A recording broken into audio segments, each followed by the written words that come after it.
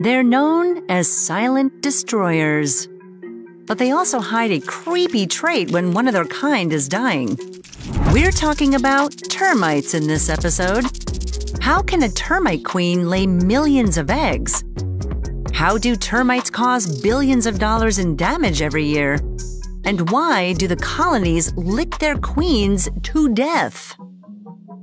Termites are ancient. Their fossils date back about 130 million years to the early Cretaceous period. They can be found on 6 of the 7 continents on Earth, but they prefer warmer, damper environments.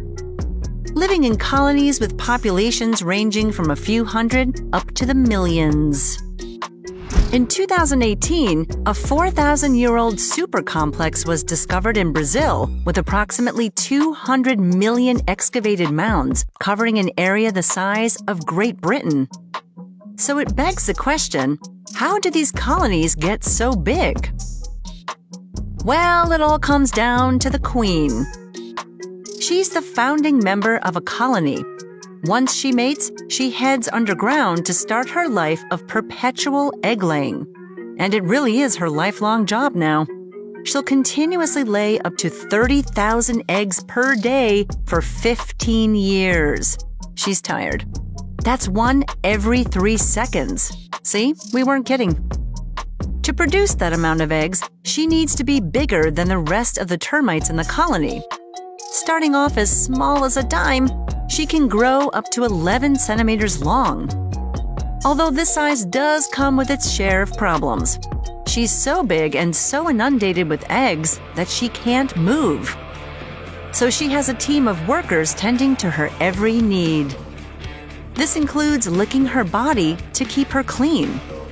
It gives a whole new meaning to housekeeping. After laying around 250 million eggs and being fawned upon continuously the entire time, her life comes to an end. And the workers aren't done yet. They will start licking her more aggressively, not to clean her, but to devour her. This cannibalistic trait is not fully understood, but there's probably good reason for the workers to do it. Probably didn't get any overtime. Termite colonies are giant nutrient recycling machines. It's no wonder they don't let the queen's body decay away. As part of the process, the fluids and fats are unceremoniously absorbed out of her body. Some research suggests that since a termite's usual diet is low in nitrogen, eating the queen or their fellow workers could be a good way to get nitrogen back into the colony. Speaking of food, termite colonies can get seriously huge. So what do they eat to keep everything running smoothly? If you've had any experience with termites invading your home, you might have the answer to this one. Their food of choice is wood. They can be extremely destructive when they feed on wooden structures and vegetable matter. Even worse is that introduced species are less comfortable in their new surroundings and are more likely to shelter in our homes and buildings. This leads to greater damage to structures and more frustration for property owners.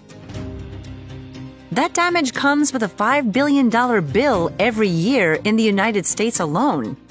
That's a lot of houses and a lot of wood. Wood doesn't seem the most nutritious diet, but it's chock full of cellulose, a complex carbohydrate made up of sugar. Termites have special microbes in their gut that help them break it down and turn it into food. And what's surprising is that termites are not born with these microbes. They have to acquire them from others in the colony. And here's the gross part.